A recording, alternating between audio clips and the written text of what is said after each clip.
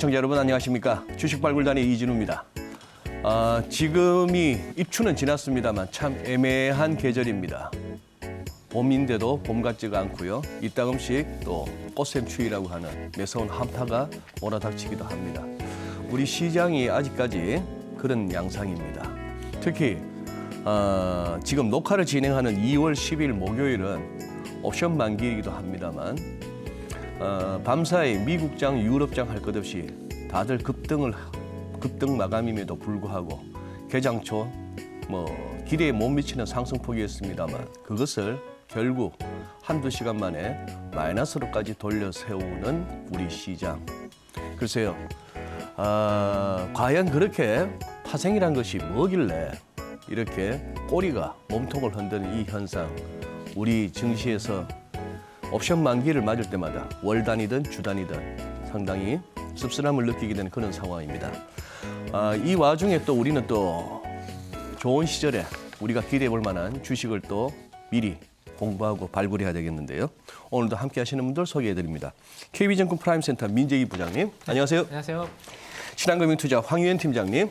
안녕하십니까. 네, 그리고 최영강 캐스터 이주만이 뵙습니다. 안녕하세요. 네, 자, 일부 주제 보고 오겠습니다.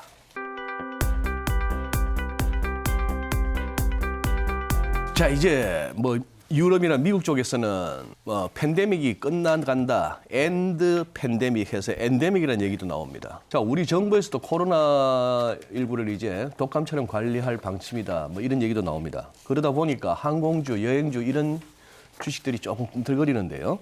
근데 이 리오프닝주에 대한 기대감은 그동안 참 자주 있었습니다. 그렇죠? 네. 이번에는 진짜 믿어도 될까요, 황 팀장님? 최근에는 조금 분위기가 좀 많이 달라진 것 같기는 합니다. 예. 확실히. 아직 오늘 2월 10일 기준으로 확진자 수가 이제 5만 명이 넘어가기도 하는데 그럼에도 불구하고 리오프닝주가 시장 대비 상대적으로 강한 모습을 보여주는 거는 지금 북미나 유럽에서는 이미 확진자 수가 피크를 찍고 확실히 좀 줄어드는 모습, 우리가 사실 상상했던 그림이잖아요. 네. 그리고 작년 말에 오미크론 이슈가 처음 등장했을 때 오히려 이 부분이 조금 고생은 하더라도 마지막 관문일 수 있다, 그런 평가가 있었는데 그런 부분들이 이제 현실화되는 게 아니냐. 사실 이게 진짜로 믿어도 돼라고 했을 때 그걸 잘 모르면 사실 주가에 물어봐라라는 말을 저희 주식쟁이들은 많이 하잖아요.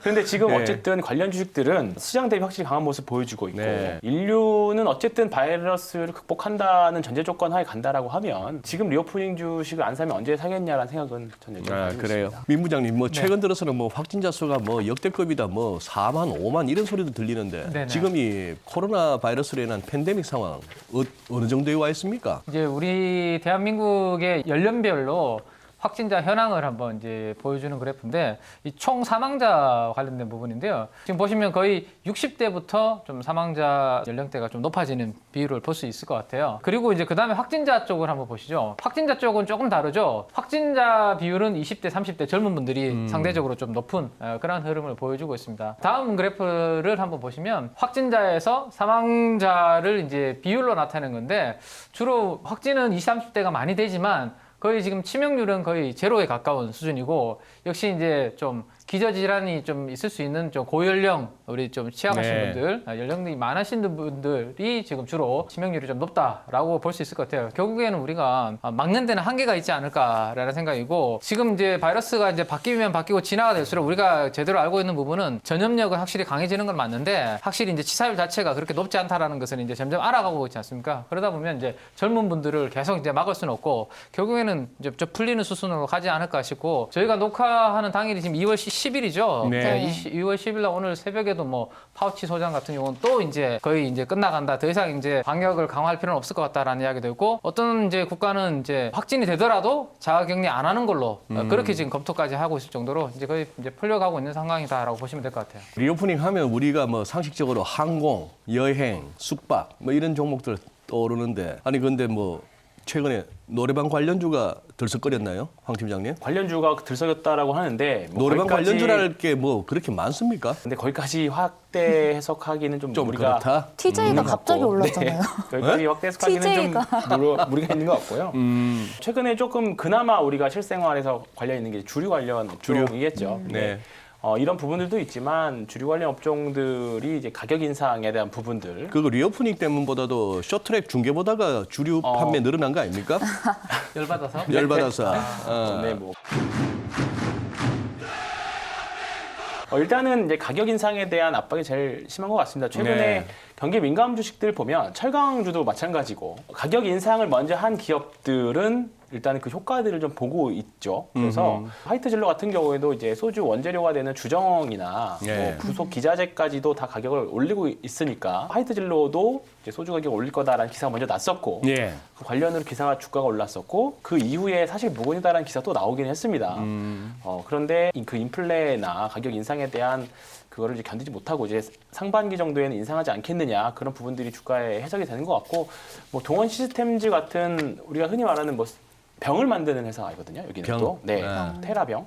근데 뭐 그렇다 보니까 이제 관련 주식도 또 올라가고 있고 뭐 그런 분위기가 좀 계속 감지되고 있습니다. 실적 측면에서 뭐 좀 가시인 게 보입니까, 민 부장님? 지금 당장 눈에 보이는 실적은 없는 상황이고요. 그리고 지금은 이제 작년 4분기 실적이 대부분 발표가 되고 있는 상황인데 실적의 기대감이 높지 않았기 때문에 그 부분이 이미 주가에 먼저 선 반영이 돼 있는 거죠. 오히려 기저 효과가 상당히 이제 낮은 상황에서 매출이 조금이라도 회복되는 모멘텀을 보여주면 모습을 보여주면 오히려 임팩트는 더 클 수 있거든요. 워낙 안 좋았기 때문에. 네. 그래서 작년보다는 올해가 조금 더 풀리는 방향으로 정부 정책도 간다라면 아마 매출은 작년보다 대비해서는 적어도 조금이라도 회복된다면 뭐 하이트 진로라든지 이러한 관련주들에 대해서는 상당히 실적 임팩트는 클 수 있다. 한때 우리 뭐 LG 생활건강, 아모레퍼시픽 정말 엄청난 주가를 갖다가 자랑했던 종목들이었는데 그 부분은 어떻게 보세요, 황 대장님? 리오프닝 이후에 사실 화장품 주식들이 좀 많이 오르고 있기는 합니다. 네. 아모레퍼시픽이 실적을 별로 좋게 발표하지를 않았음에도 불구하고 말씀하셨던 대로 이제 미래에는 지금보다 나아지겠지라는 예. 기대감들이 좀 많이 녹아져서 투자자에게 좀 반영이 된 것 같습니다. 일상으로의 회복에 대한 정책들이 이제 슬슬 나오고 있고 그리고 이제 미국도 구체적으로 이제 공개적으로 좀 나올 거라고 합니다. 그러면 네. 조금 더 지금보다는 리오프닝 관련 주식이 지금 상승 초기인지 중기인지 또는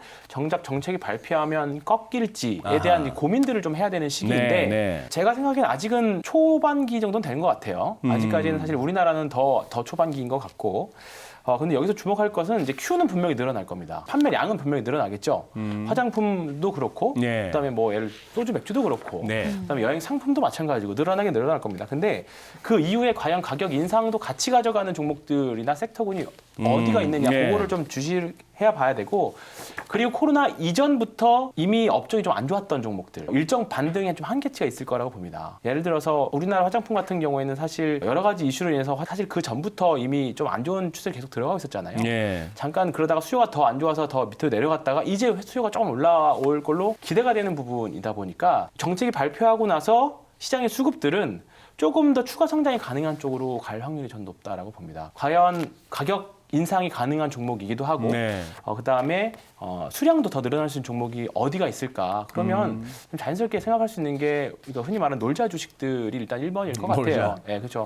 왜냐하면 원자재값, 원유 수요도 가격도 올랐고요. 그다음에 여행 상품이라는 게 수요가 늘면 당연히 가격이 올라가잖아요. 그렇겠죠. 그런 부분들, 그다음에 가격 인상이 있었던 뭐 주류 같은 부분들 예. 이런 쪽을 조금 더 보셔야지 그 다른 쪽은 조금 트레이딩 정도로만 지금 뭐 과대낙폭에 있어서 올라오는 그 정도의 탄력을 이용해서 매매하시는 걸가 좋을 것 같고 그 이후 시대, 더 큰 예. 시대를 좀 보려면 P와 Q와 모두 다 성장하는 섹터를 좀 봐야 될 것 같습니다. 근데 또 이 리오프닝 얘기를 하다 보면은 꼭 리포트나 여러 가지 이렇게 매체들에서 또 이미용기기 얘기를 하던데 민 부장님 이쪽에 뭐 관련 주식이 있습니까? 미용 의료기기 쪽도 저는 이제 리오프닝 관련주로 엮을 수 있을 것 같아서 그래요? 마스크를 벗게 되면 이제 얼굴이 그대로 노출되는 이런 부분 때문에 더욱더 신경을 쓰게 될 것 같아요. 근데 최근에 이제 또 하나의 특징은 뭐냐면 이 미용 의료기기 쪽의 수출 데이터가 상당히 좋습니다. 해외에도 이제 우리나라와 같은 이런 레이저 치료 기기들이 있는데 상대적으로 우리나라가 이제 또 가성비가 좋아요. 아하. 기계값도 싼데 효과는 네, 또 좋은. 네. 그래서 2월 15일, 2월 중순이 되면 우리 이제 관세청이랑 무역협회 같은 이런 이제 사이트들에서 만들어 놓은 곳이 네. 수출 데이터들이 나오거든요. 예. 근데 그 수출 데이터가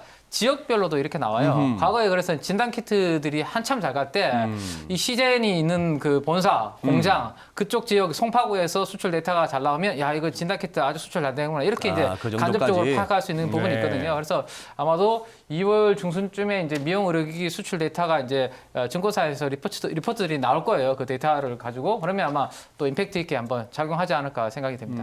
황 팀장님 그거는 어때요? 또 여행하다 보면은 뭐 그리고 아무래도 나들이도 나가고 뭐 회식을 하든 뭘 하든 외식도 하고 하다 보면 요즘 누가 현금 씁니까? 네. 카드 쪽은 어때요? 신용카드는? 카드주 저 준비하면서 좀 봤는데 이제 사실 상장되어 있는 건 삼성카드 정도밖에 없거든요. 사실 뭐 미국 주식 보면 비자 같은 것도 비자가 이제 그 미국 주식도 추천주로 좀 많이 나오는 것 같고 그렇기는 한데 카드사마다 좀 다르긴 하지만 이제 국내에서의 결제 수수료는 대부분 이제 좀 많이 인하가 된 상태예요. 그리고 작년 말에 이미 이제 좀 카드 수수료에 대한 영세 업체들을 대상이긴 합니다만 카드 수수료 인하에 대한 이슈도 있었고 네. 그런 부분들이 사실 카드사에 좀 이익을 조금 저하시킨 요소이긴 하겠죠. 다만 이제 해외 결제 수수료하고 국내 결제 수수료가 좀 차이가 나고 당연히 해외 결제 수수료 비싸겠죠. 그리고 네. 해외여행이 조금 더 확장이 되면 이런 부분들이 이제 좀 카드사의 순이익에는 충분히 더 영향을 미치겠지만 아직은 조금 이른 부분들이라고 좀 보고 삼성카드 같은 경우에도 뭐 사실 배당 메리트 정도가 아직은 있는 것 같지 뭐 네. 주식을 사서 주가의 차익을 얻는 기회로 이용할 주식까지는 아직은 좀 매력적인 것 같지는 않습니다. 두 분이 이렇게 설명하시는 걸 듣다 보니까 그렇다고 해서 지금 무슨 큰 기대를 갖고 어떤 그런 건 아니겠습니다만 어쨌거나 그런 시대를 앞두고 조금 우리가 눈여겨볼 만한 종목들은 한번 우리가 메모를 해둘 필요가 있는 것 같아요. 이제 종목으로 가서 YG 엔터인데요. 일단 이제 이러한 엔터사들은 이 오프라인 콘서트를 못했던 부분들이 이제 상당히 좀 부담이었습니다. 네. 대신에 이제 음반 판매는 꾸준하게 이제 작년도에도 있었거든요. 그래서 음반 판매도 여전히 이제 좋은 상황에서 오프라인 콘서트까지도 이제 붙여주면 올해는 이제 실적이 좀 회복될 수 있는 그런 부분이 있는데 때마침 이제 YG 엔터에는 이제 아주 큰 역할을 해주고 있는 빅뱅 컴백 소식에 이번에 YG 엔터의 희망을 좀 한번 가져볼 수 있을 것 같고 또 하나 이제 보이조 그룹이라고 할 수 있는 이제 트레저라고 있습니다. 2월달에 컴백하고 오프라인 콘서트 일정도 지금 또 잡혀져 있거든요. 네. 그리고 마지막으로 이제 상반기에 가장 YG에서 이제 핵심인 이제 블랙핑크가 드디어 이제 아하. 상반기 내에 이제 다시 컴백한다라는 그러면 이제 YG 엔터는 올해는 이제 주요한 이제 캐시카우들이 다 이제 활동을 재개를 하는 부분이 있습니다. 그래서 아마도 작년도에는 사실 컴백이라는 모멘텀이 좀 부족해서 상대적으로 엔터 3인방 중에 주가도 상대적으로 안 좋았고 많이 빠졌거든요. 올해는 이제 뭐 빅뱅이라든지 블랙핑크가 상반기 내에 다 좀 컴백을 해준다면 네. 지금 정도가 이제 서서히 이제 관심을 가져볼 만한 그런 때가 되지 않을까 싶고 이 오프라인 공연을 하게 되면 이 현장에서 이제 굿즈, 야광봉이라든지 이런 것들을 이제 또 많이 판매를 하면 그게 이제 사실 되게 수익성이 높고 돈이 아하, 되거든요. 그래요? 저희들 같은 경우는 그거를 왜 살까라는 아마 저희 3명 정도는 아마 그런 생각을 하지 않을까 싶은데 네, 우리 앵커님은 아니실 것 같고 그래서 어렸을 때 아빠한테 많이 혼났어요. 몰래 샀다가. 그래서 이제 그런 부분이 매출이 회복이 되면 실적 임팩트도 있지 않을까 싶어서 이제 YG 엔터가 이 정도 자리에서는 한번 컴백 기대감에 알겠습니다. 관심을 가져보셔도 되지 않을까 같습니다. 그럼 황 팀장님 리오프닝 원픽 화이트 진로겠죠? 다행히. 참 뭐 이번에 꾸준하다 마트 꾸준해. 가서도 한 박스 또 쟁여놨고요. 쟁여놨고. 가격 인상을 대비해서. 하이트 진로가 이제 오미크론 출현하고 나서 사실 그 이었던 10% 정도가 또 빠졌습니다. 네, 네. 그러다 이제 올라오는 구간인데 2021년도에 주류 총 수요가 한 2년 동안 20% 감소는 했다고 합니다. 제가 그렇게 집에서 열심히 먹었는데도 불구하고 계속 감소했나 봐요. 근데 올해는 이제 조금 YOY로 작년 대비는 이제 분명히 회복할 걸로 보고 있습니다. 주변에서 이제 확진자가 굉장히 많이 나옴에도 불구하고 모임은 다 간간히 다들 하시더라고요. 그래서 이런 부분들을 봤을 때 지금 딱 그 과도기 과정인 것 같은데 일단 올해는 작년 대비해서 영업이익이 한 2천억 정도, 작년 대비 한 20% 늘 걸로 예상을 좀 하고 있고요. 맥주와 소주의 매출액도 작년 대비 한 15%, 6% 정도 늘어날 걸로 예상이 되고 어쨌든 뭐 이런 것보다 가장 강력한 상승의 재료는 이제 판가 인상일 것 같습니다. 예, 주정 가격이 인상을 했고 관련 주식들이 먼저 움직이기 시작했고 소주를 만드는 병이라던가 그다음에 뭐 소주 뚜껑 가격까지도 이제 올린다고 하니까 이런 부분들에 이제 압박을 받으면 당연히 소주나 맥주 가격도 올라갈 거라 보고 그 부분들이 소비자가 느끼기에 너무 거친 가격 인상이 저항이 있는 가격이 아니라고 하면 받아들일 수 있을 정도라고 하면 주가에는 크게 부담이 되지 않을 거라고 봅니다. 긍정적일 거라고 봅니다. 네. 1부에서는 일단 리오프닝 공부를 했습니다. 이제 금리 인상기를 맞이해서 은행주, 증권주 이렇게 좀 신경을 한번 써볼 만한 상황인데 최근에 은행주 흐름이 실제 좋았나요? 1월 달에는 코스피보다 한 17% 정도 초과 상승했다라고 하는데요.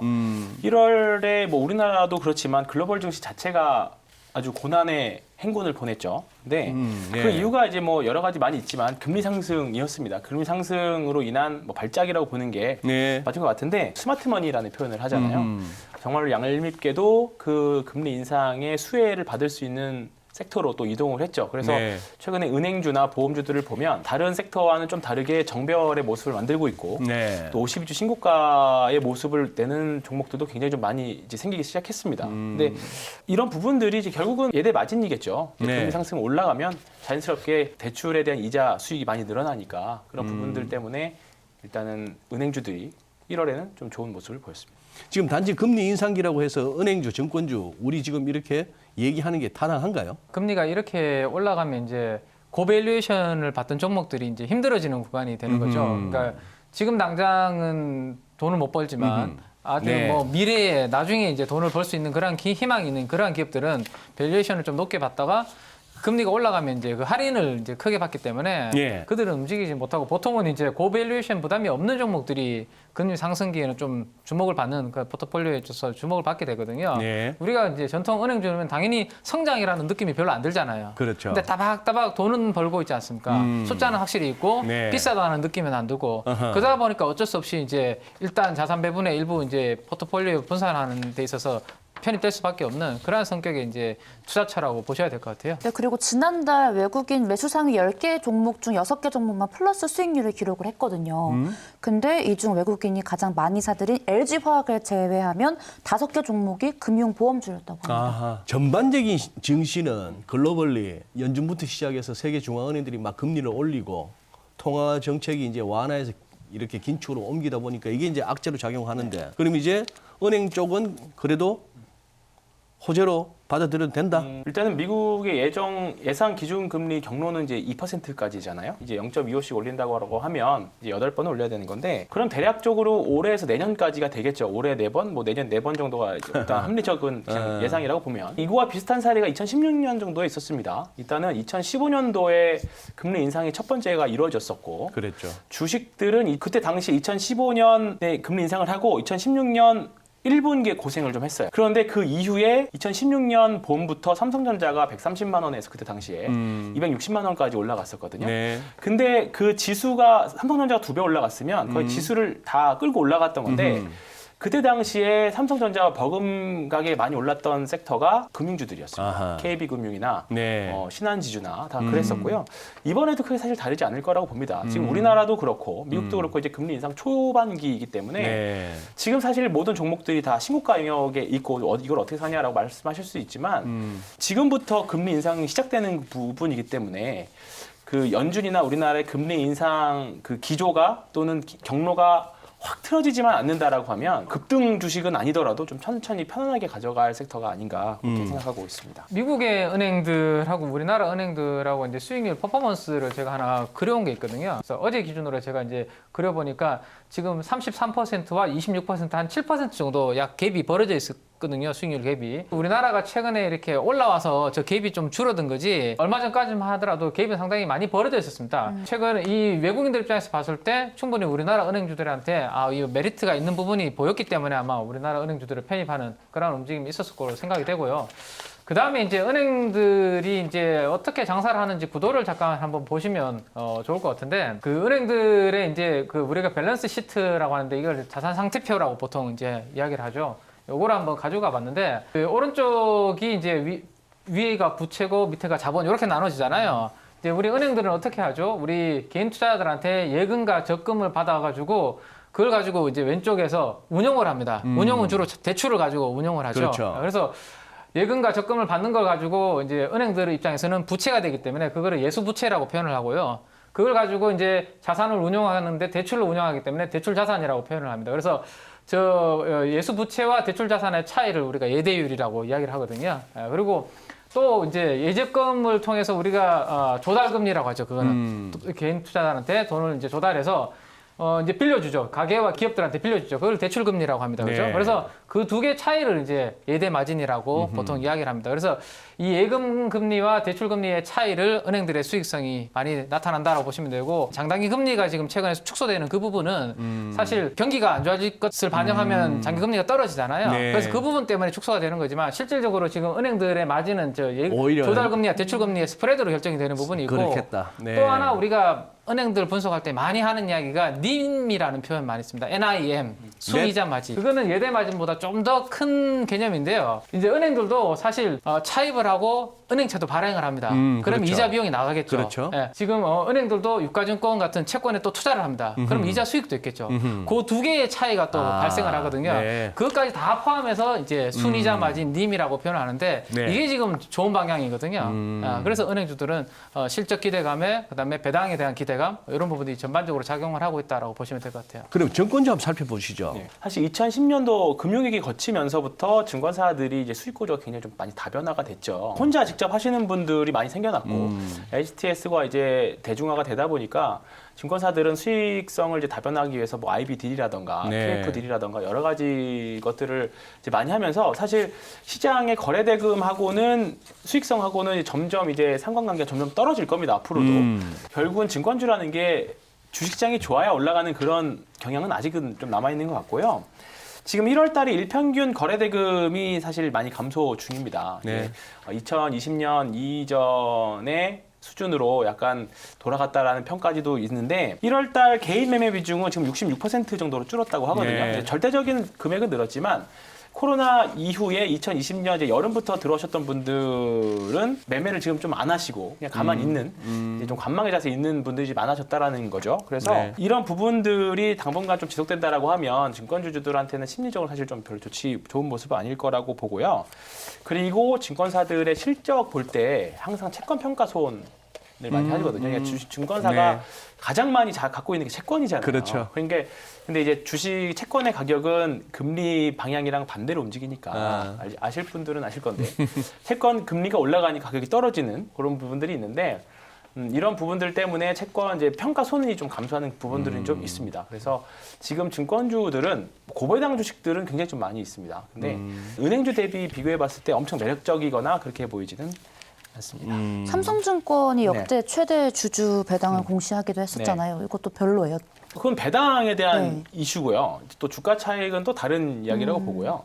당연히 이제 최근에 보면 이제 물적 분할 같이 이제 좀 주주의 이익을 훼손하는 종목들은 정말 가차없이 평가를 받죠. 대신에 주주의 이익을 조금 높이 세워주는 회사들은 사실 조금 더 긍정적인 평가를 받는데 이 부분들은 좀 사실 굉장히 좀 긍정적인 방향이라고 봅니다. 그래서 주주 환원 정책은 굉장히 좋은 방향을 봅니다. 근데 배당으로 6% 받았는데 어차피 작년 기준이긴 합니다만 주가가 6% 떨어지면 아무 의미 없잖아요. 그러니까 지금 올해는 좀 이제 그런 좀 약간 전략을 잘 짜셔야 될 것 같습니다. 예.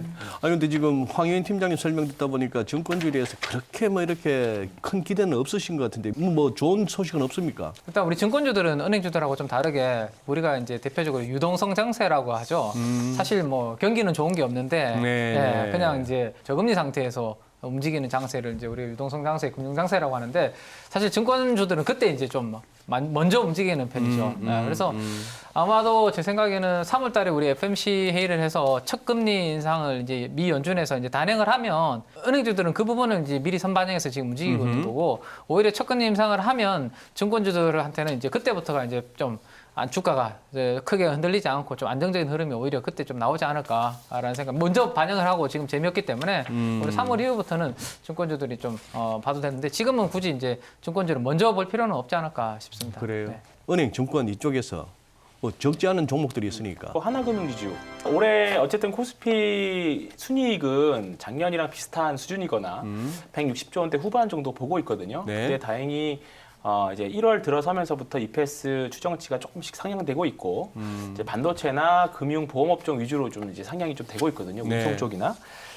그러면 이제 금리 인상 기대도 있고 그리고 시장도 이제 어느 정도 안정화된다라고 봤을 때 그러면 금융주들은 뭐 사실 금융주가 갖고 있는 이게 장기적으로는 좋지만 좀 단기적으로 재미없는 거 아니야? 그렇게 말씀할 수도 있지만 금리 인상기 초반에는 변동금리의 더 많은 대출이 노출되어 있는 은행들이 조금 더 순이익을 더 많이 가져간다라고 합니다.